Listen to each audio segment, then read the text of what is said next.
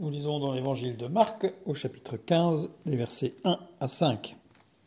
Dès le matin, les principaux sacrificateurs tinrent conseil avec les anciens et les scribes et tout le Sanhédrin. Après avoir lié Jésus, ils l'emmenèrent et le livrèrent à Pilate. Pilate l'interrogea : « Es-tu le roi des Juifs ?» Jésus lui répondit : « Tu le dis. » Les principaux sacrificateurs portaient contre lui plusieurs accusations. Pilate l'interrogea de nouveau : « Ne réponds-tu rien ? Vois de combien de choses il t'accuse. » Et Jésus ne donna plus aucune réponse, ce qui étonna Pilate. Nous allons voir quelques détails, si on peut appeler ça des détails, mais dans le texte insiste dès le matin.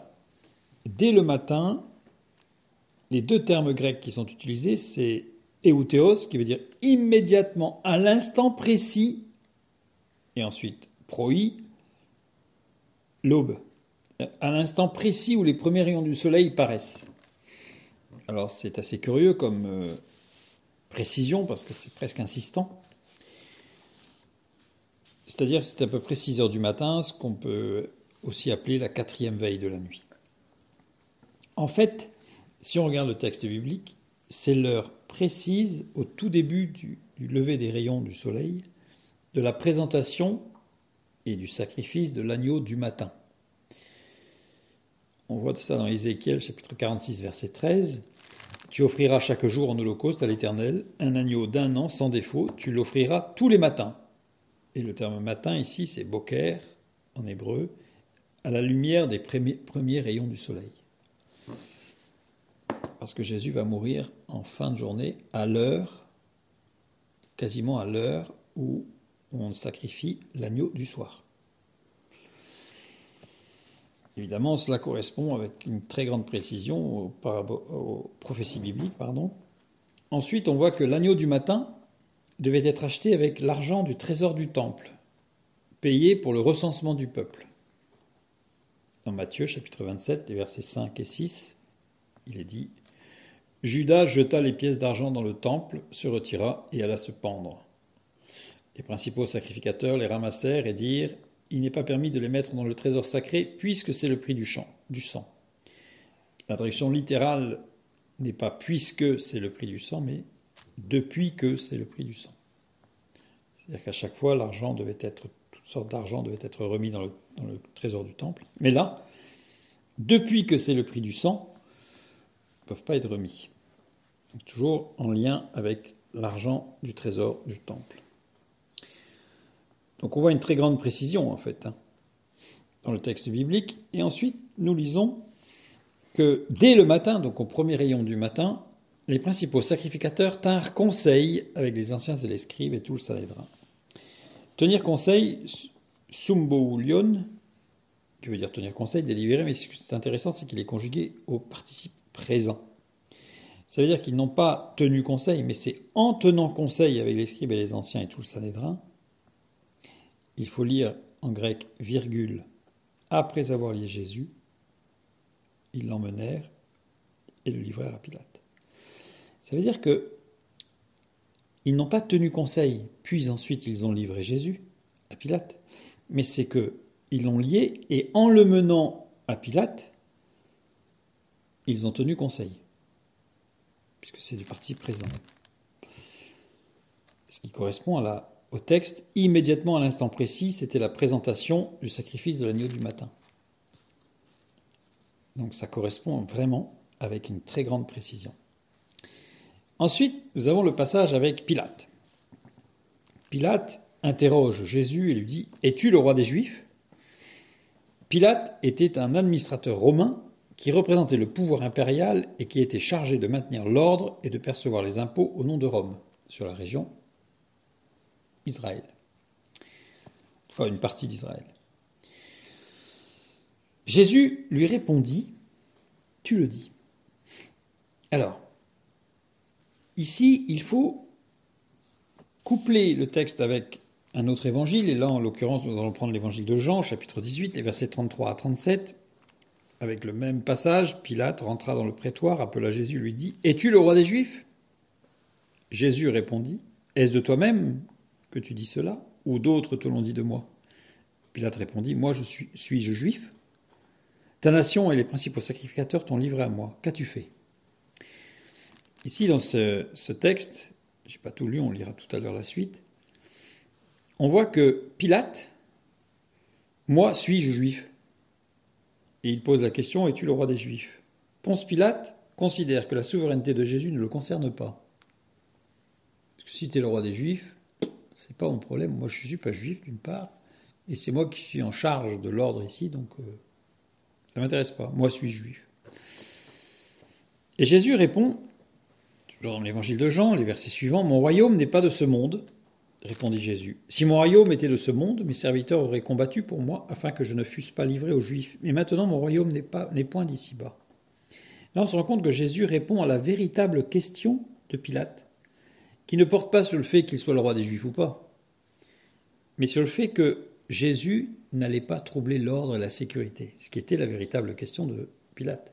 Parce que quand il lui demandait « Es-tu le roi des Juifs ?», il savait que sous-jacent, il y avait pas mal de groupes qui cherchaient à se soulever, et c'est ce qui va arriver quelques années plus tard, pendant la révolte en 66, contre les Romains. Et donc là, il voulait savoir si Jésus était un des chefs ou s'il y avait potentiellement un risque. Jésus répond à sa vraie question. Il ne répond pas à la question, je dirais, superficielle, mais à la question profonde, disant à Pilate, tu n'as pas à t'inquiéter sur ce point-là. Mon royaume n'est pas de ce monde. Et là, Pilate comprend.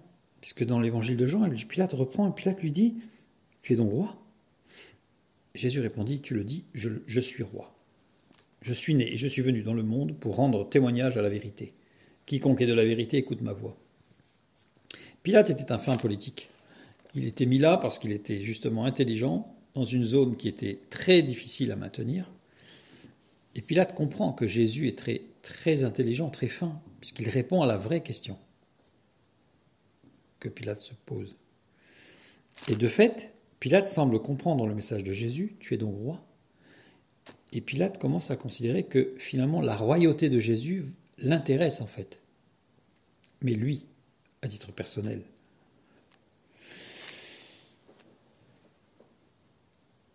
Nous reprenons notre texte dans Marc et nous voyons que Jésus lui répondit, tu le dis. En fait, on se rend compte quand on couple avec Jean, au chapitre 18, que le tu le dis, Jésus le dit, après avoir donné une vraie réponse à la vraie question. Tu le dis, je suis roi. Et c'est ce qui va interpeller Pilate, justement. Pilate va être encore plus interloqué. La preuve, c'est que nous lisons à la fin. Donc Pilate l'interrogea de nouveau, ne réponds-tu rien? Vois de combien de choses il t'accuse.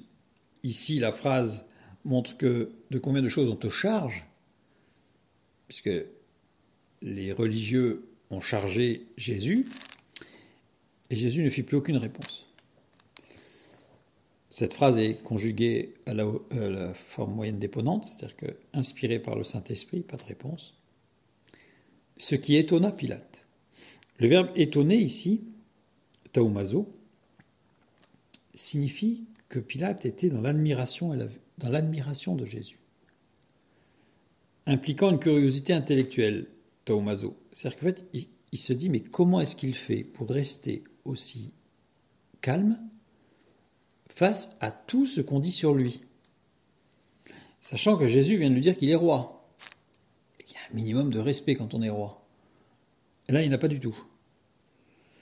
Et là, on voit que Pilate est d'autant plus interloqué qu'il a compris que Jésus n'est pas venu là pour semer la pagaille, il n'est pas venu là pour renverser les Romains, il y a autre chose. Et Pilate va être interloqué. Et Jésus lui répond d'ailleurs qu'il est venu pour rendre témoignage à la vérité. Il vient de lui faire une démonstration en répondant à la vraie question qui travaillait Pilate. Double preuve. Pilate est dans l'admiration et dans une curiosité intellectuelle en disant « Mais qui est cet homme ?» Nous verrons plus tard que Pilate, par la suite, va tout faire pour essayer au moins de minimiser la peine qui pourrait retomber sur Jésus, comprenant que Jésus n'est absolument pas l'homme qu'on lui décrit. Et nous, comment voyons-nous Jésus?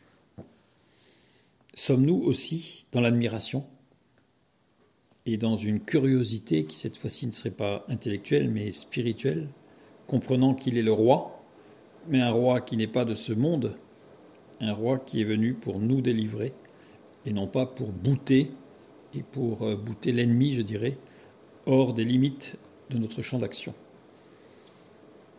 Soyons comme pose Pilate. Posons-nous la bonne question.